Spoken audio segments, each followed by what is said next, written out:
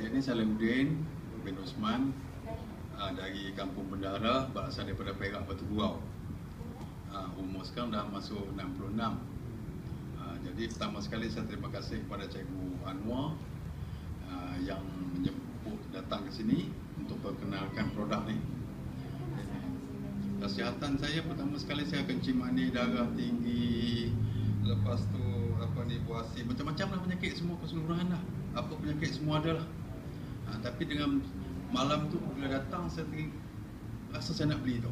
Bila saya dah beli tu, malam tu juga saya minum 1 botol. Besok tu saya rasa macam macam 25 tahun balik umur saya.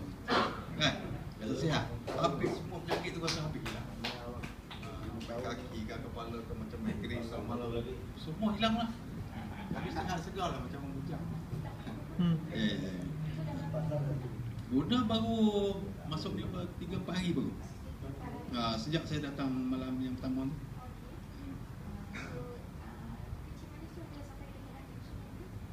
Belum lagi, dulu 21, sekarang ni tinggal. Tapi saya tak test lagi. Sejak saya sebelum saya minum ni ada 7 dengan 8 lah. Tapi ni lepas minum belum test lagi lah. Dengan seminggu pun nak pecah.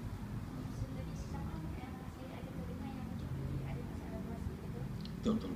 Tapi alhamdulillah okey. Tidak dia punya sakit kepala otak ni pecah. Ya.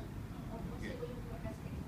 Saya bukan, dia punya tu dia pedih dia dulu. So apa yang Cik Salih buat dengan puasa itu?